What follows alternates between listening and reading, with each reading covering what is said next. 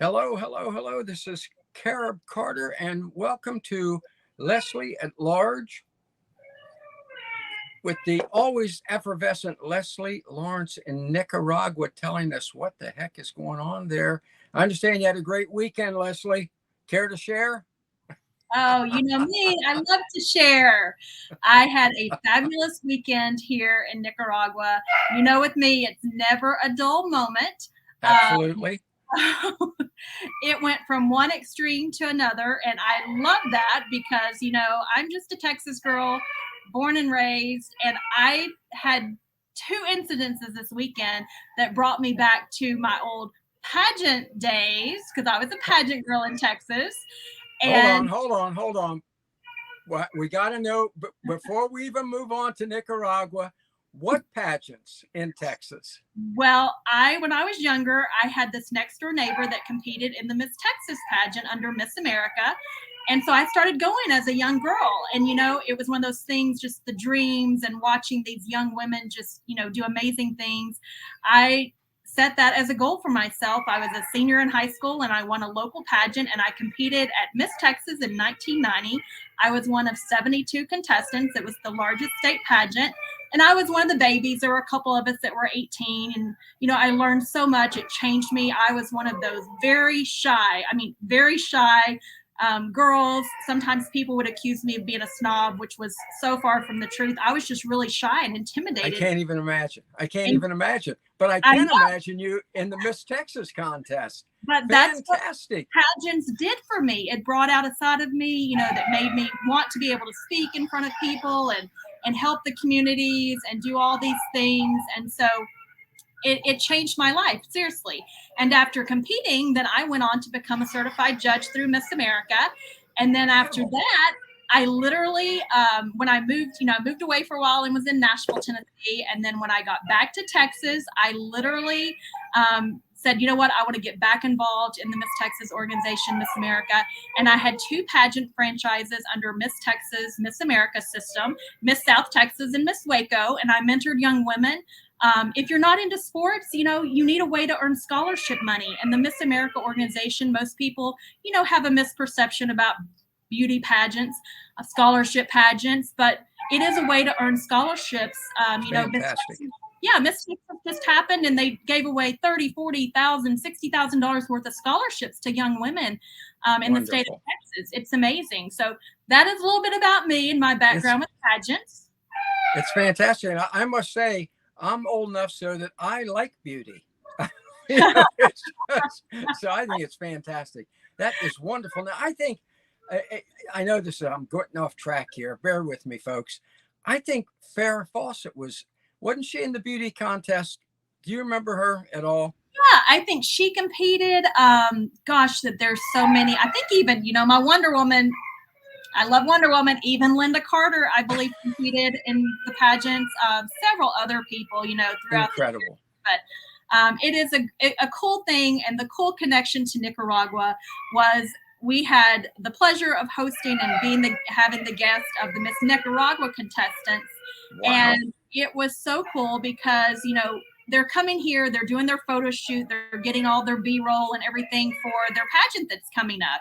And it was amazing to see because, they're here. And of course, me and my limited ability to speak Spanish, I can understand it, but speaking's not quite there yet. It was so unbelievable because one of the girls came up after they got here and, I had somebody translating and talking, and then she came up and she goes, most of us speak English. And I was like, oh, bless you. I was like, thank you so much. Wow. Yes. And so I tell you, they were so intelligent. I go back to that Shania Twain song, She's Not Just a Pretty Face. And like I said, pageant girls get, they get a bad rap. These women are amazing. I was talking to one and, I found out she was a dentist. She's a dentist in Leon. I'm like, she's a dentist. Yeah. And these were all, let me make sure people understand, folks, the Nicaragua chose Gran Pacifica, the most beautiful residential resort community in all of Nicaragua, one of them in all of Central America, to do their photo shoot for the Miss Nicaragua contest. That's fantastic. And Absolutely I mean, fantastic. you And can folks, see you why. can live there. You can live there with Leslie. You can come sit on your front porch like I'm rocking in my rocking chair on my front porch. As Unbelievable. it's Unbelievable. how beautiful and green it is. It's the green season. I love it.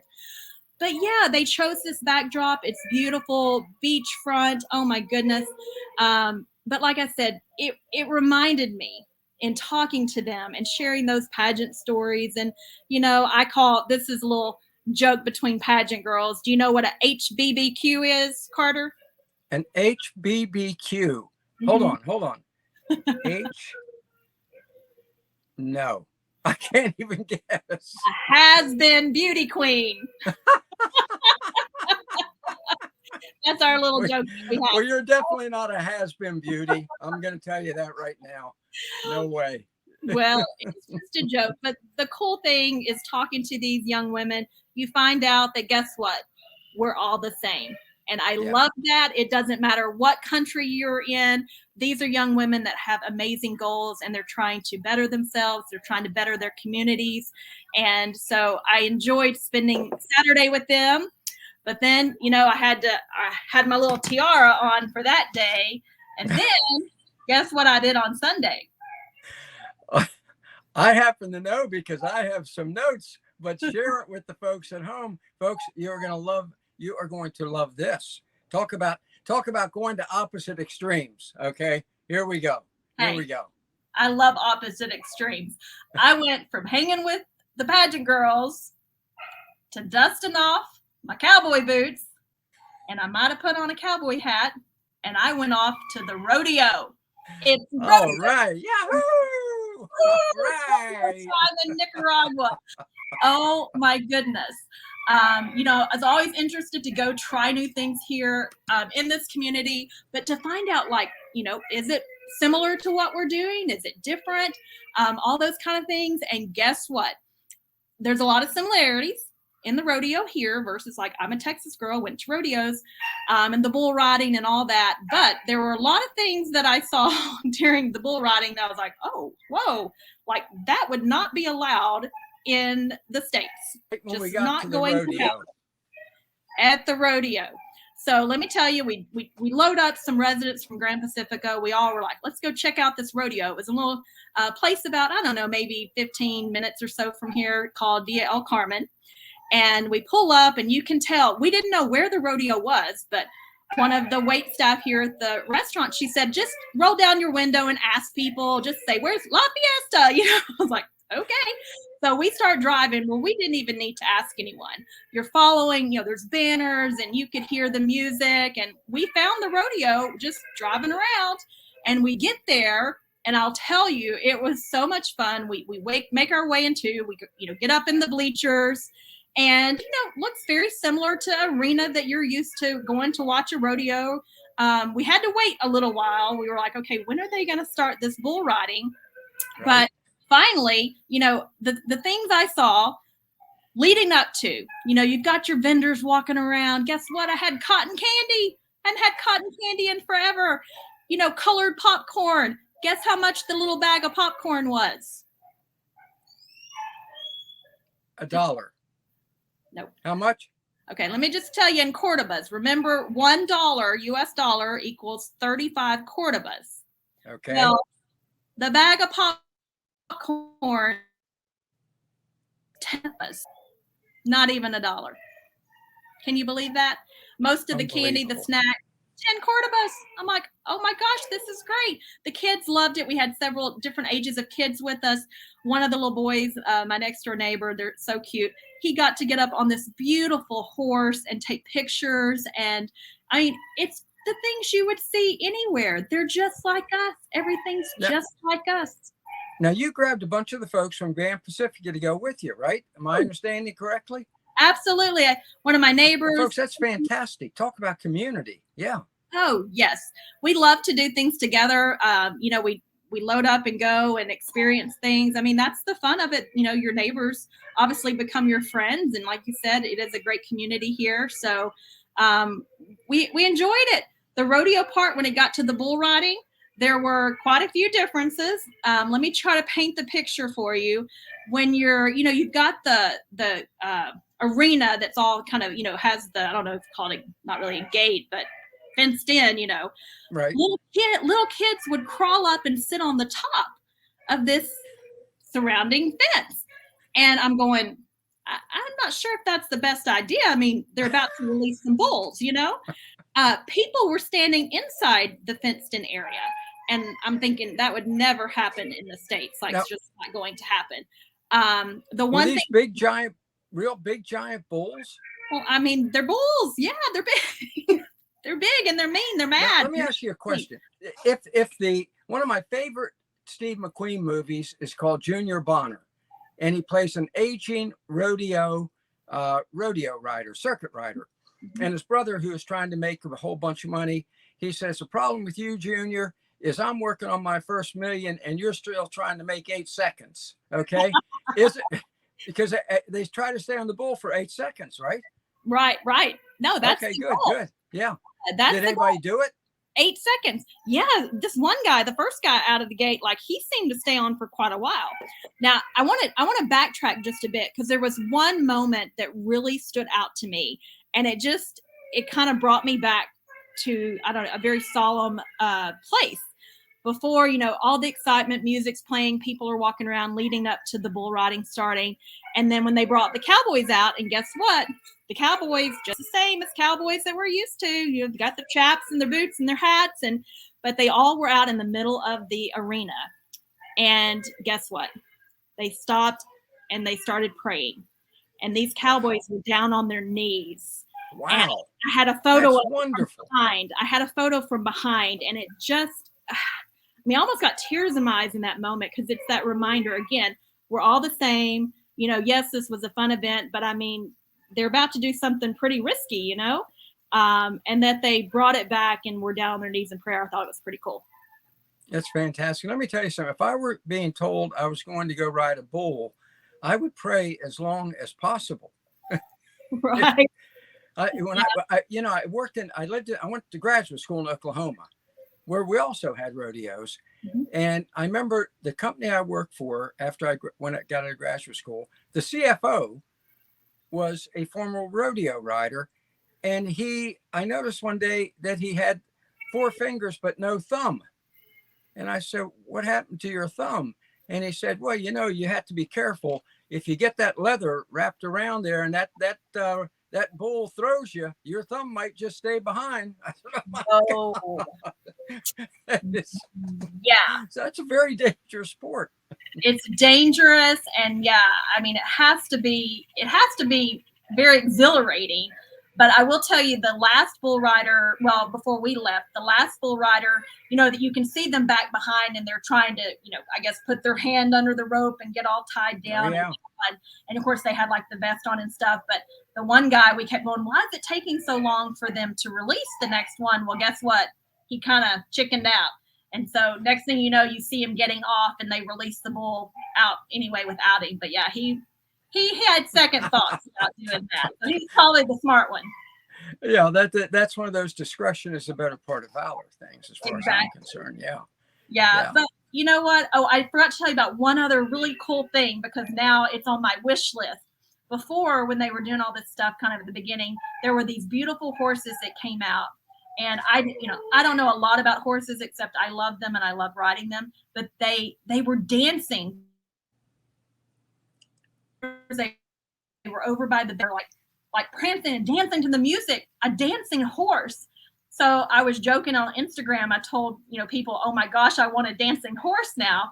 And one of my friends who knows a lot about horses, she's a colleague of mine, she messaged and she said, that's called a paso fino. And I'm like, well, whatever it's called, I want one of those. So just stay tuned. I may be up on a dancing horse down the road. Now, as a Texas girl, did you have a horse growing up? No, I didn't have horses. I had friends with horses, family that have them. So when I go back home, sometimes I get to ride. And like I said, I don't know a lot about them. I just, you know me, I love animals and creatures. And yeah, I'm in this, I think I'm kind of in the market now for a horse. Unbelievable. Now they have horses at Gran Pacifica, right? Because I know they have horseback riding on the nature trails there. Yes, right? we do. And I have a favorite horse that I ride. His name's Leo. So I say Leo's the man of my life, and I like to ride him and request him. But yeah, we have these amazing horseback trails that we actually put in, so you can take those. You can go for horseback riding at sunset on the beach, which I highly recommend. It's spectacular. So it's even our teak farms. We take clients that want to come see the teak farms. We go by horseback. It's fantastic. All right, we're almost out of time, but I got an email today. Okay. And when I saw it, I said, I'm gonna spring this one on Leslie, okay? Because I know you're never at a loss for words. So I get an email from Pete in Virginia, right? Mm-hmm. To the offshore club. And he writes, I'm exploring alternative locations to retire and possibly bring my extended family. So what would you say to Pete and his extended family about making their move to Gran Pacifica? Yeah. I love that idea.